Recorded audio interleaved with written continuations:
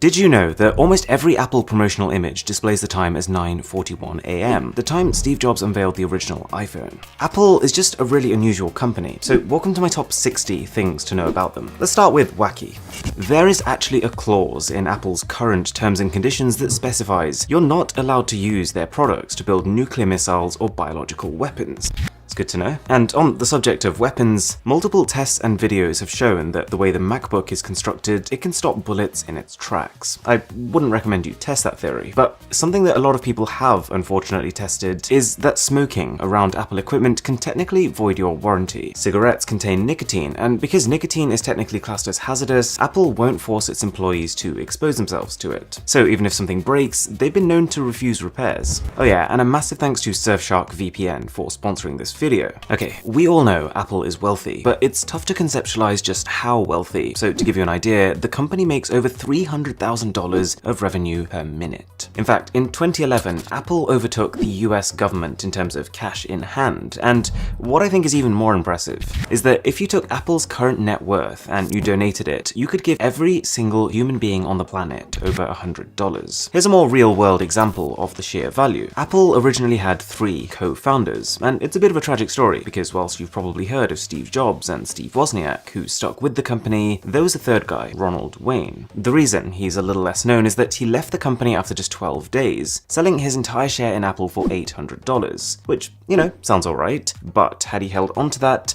it would be worth well over $30 billion now. It wasn't always like this. Apple had a pretty difficult start. Money was short, so much so that Jobs sold his car and Wozniak had to sell his scientific calculator just for funds. There have been a lot of theories as to where the brand name came from. I've heard everything from scientific to biblical, but it turns out Steve Jobs just happened to be on a fruit-only diet at the time, and he just liked apples. Their logo, equally as unexpected, started off as a picture of Isaac Newton sitting under a tree. This brand, now known for its contemporary and minimalist presentation, used to be represented by this. It symbolizes the story of Newton discovering gravity by observing how an apple fell from a tree. It's only a year later that it changed to something much more familiar, and to start with, it had this kind of rainbow to reflect that their computer was the first to have a color screen, and there was a bite taken out of the apple, for no other reason than just to make it clear that it was indeed an apple, and not a tomato or some kind of other rounded fruit. But the company weren't done yet. This logo went through several iterations before we landed at what we have now, essentially just getting simpler over time.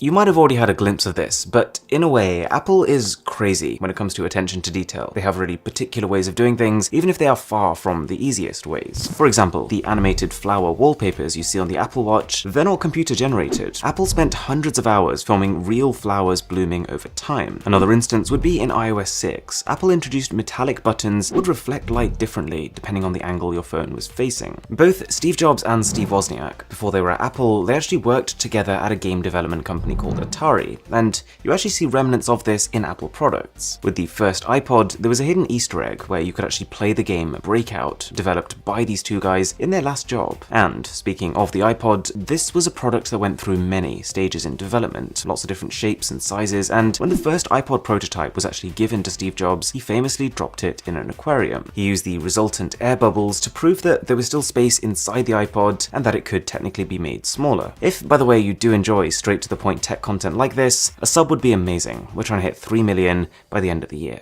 You've probably heard of Siri, and you probably also strongly associate Siri with Apple. This was very nearly not the case. Siri actually released as a standalone app on Apple's App Store, and was originally planned to come to both Android and even BlackBerry. That is until Apple intercepted this by acquiring Siri and building it exclusively into their own devices. And the voice of Siri ended up being a lady called Susan Bennett, but was very nearly Jeff Goldblum, an actor famous for his roles in a whole number of films, but he's also just kind of a massive meme at this point. Apple have also had a few interesting projects. They were one of the first in the world to make a digital color camera at a time when people were taking photos, and they were used to waiting an entire week before they could actually see them after they were developed. This was kind of huge. They developed a games console called the Pippin. It's kind of amazing that we're talking about a $600 box, which your current smartphone might well be 10,000 times more powerful than. It actually gets more bizarre. Apple launched a clothing line, and if that wasn't strange enough, Take one look at how it actually turned out. The Apple Collection, as they called it, was an entire suite of crazy-looking clothing launched in 1986. To be fair, it might have been fashionable at the time, maybe. But this is not even the strangest. That award goes to the TAM, or the 20th Anniversary Macintosh. In today's terms, this would almost be like the Mac Pro.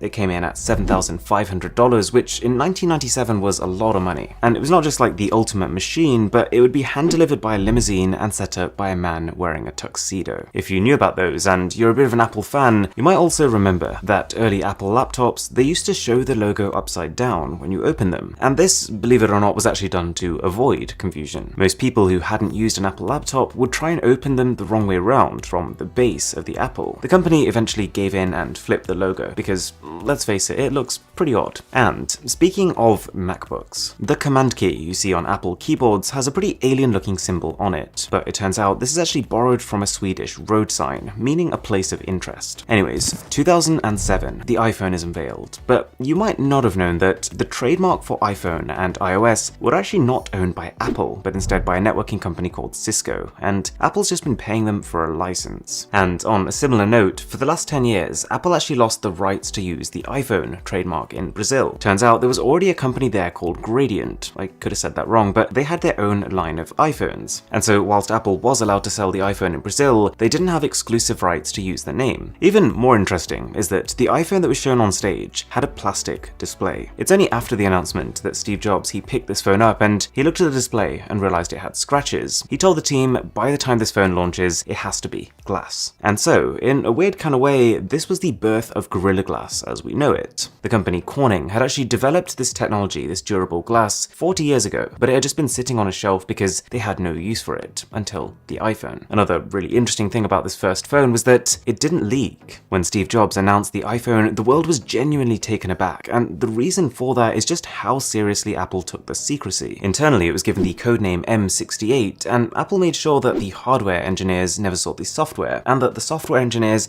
never saw the hardware. Instead of handing out prototype phones for testing, Apple handed out developer boards that just contained all the iPhone's components. You could connect this board to iTunes and it would be picked up as an iPhone. That's pretty cool. But let's take a step back, because Apple's first, technically smartphone was actually conceptualized well before 2007.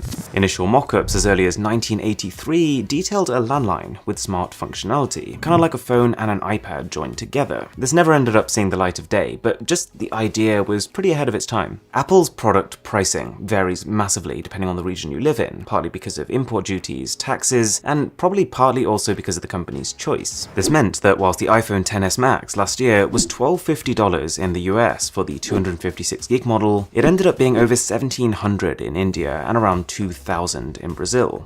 An iPhone is built using as many as 75 elements, that is 2/3 of the entire periodic table, or elements known to man. And so, it's not entirely surprising that inside an iPhone, you've got small amounts of gold, silver, and platinum. This one's a little morbid, but the way Touch ID works is through capacitive technology by using the fact that our bodies conduct electricity. It means that a dead person's hand, or just a 3D mock-up, wouldn't be able to unlock one of these phones, even if the fingerprint itself was a match. But they would work on the optical scanners we're seeing built into many phone displays now. There is a lot to say about Steve Jobs. In some senses, the figurehead of Apple. He was labeled as everything from a visionary and a genius to quite a difficult guy to work with. At one stage, he got cornered into leaving Apple, the very company he'd helped to build. But in this time, after leaving, Steve Jobs did two incredible things. He helped fund a small computer graphics company known as the Graphics Group at the time, but this later became known as Pixar, and in part through his funding, they created Toy Story. The second thing was that Jobs created a completely new computer company called Next. And it was only a matter of time before Apple ended up buying this company, which brought Jobs right back into Apple. Steve was also known for being a little quirky. As is tradition, companies hand out employee numbers to every person who works there, but with Apple, Jobs was supposedly offended that he was given the label of employee number 2, whereas Wozniak got number 1. And so, refusing to play second fiddle, he requested that his number be changed to employee number 0. Jobs also had a real eye for detail. He called the VP of engineering at Google one Sunday morning just to tell him that he'd noticed the color of yellow on the second O in Google was slightly off on his iPhone, and for Google to fix it ASAP. For a large part of his time at Apple, Steve Jobs only took a salary of $1 per year. He was so committed to the success of the company that he chose to leave millions inside Apple as opposed to take it for himself, and instead just banked on earning from the shares he had in the company.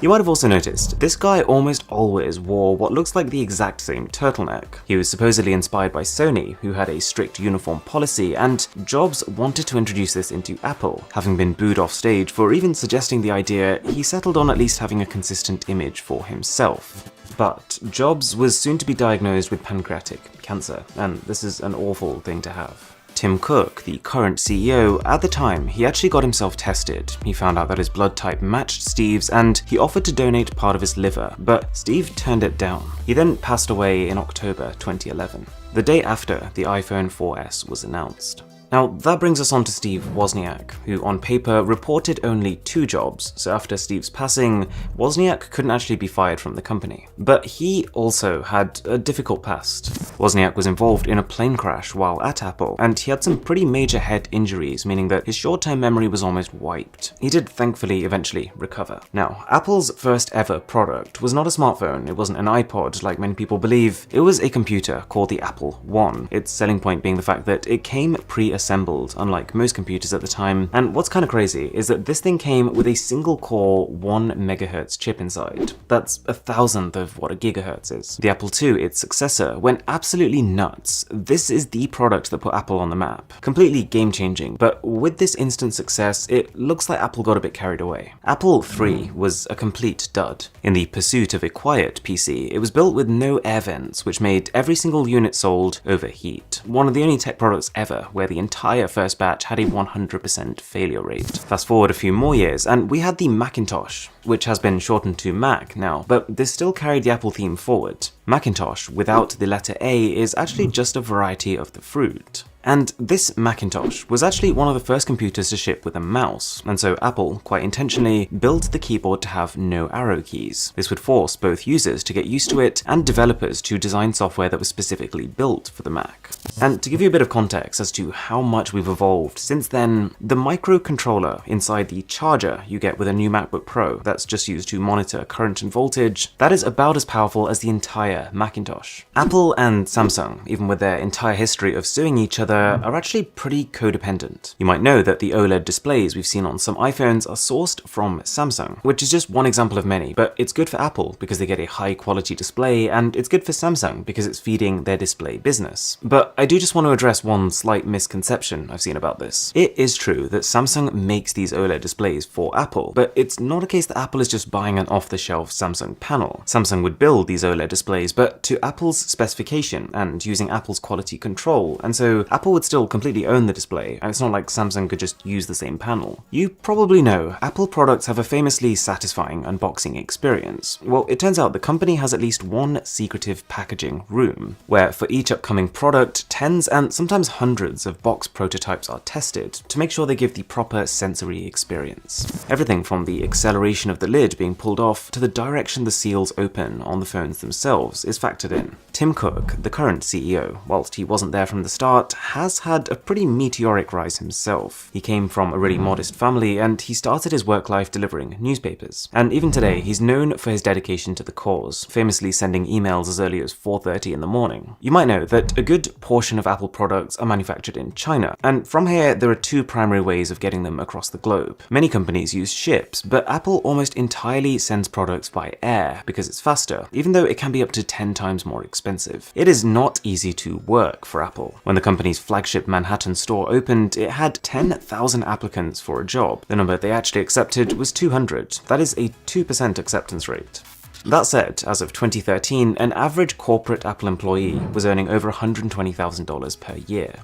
Now, for probably my favourite fact of all, I mentioned earlier that Apple has traditionally shown new iPhones with the time at 9:41, but as well as the fact that this was when the original iPhone launched, there's a bigger reason. Apple's launch events often start at 9 AM, and the phone reveal occurs roughly 40 minutes into that presentation. Jobs insisted that the time shown on the phone screen when it was announced should completely match what the actual time was, with 1 extra minute given just for breathing room. It's the kind of attention to detail that you don't see with many companies. Surfshark VPN is is pretty crazy value. Take a listen to this. You pay $1.99 a month, and that gives you unlimited simultaneous connections. You probably already know that VPNs can keep your browsing secure, especially in public places, and also help to get around internet censorship in certain regions like China. But Surfshark does a lot more than that. As well as being able to connect to single locations, it allows you to multi-hop or encrypt your data through 2 different servers at the same time. Surfshark can also scan online databases to make sure your emails and passwords haven't been leaked, and lets you use something called Blind Search, an internet search tool with no logs, no tracking, and no ads. 2 of the coolest things built into the VPN itself are the ability to automatically block ads, which can help load pages quicker whilst using less of your data, and the ability to access 15 different Netflix libraries from around the world. So do check the link in the description, and you can use the code BOSS to get an 83% discount and an extra month for free.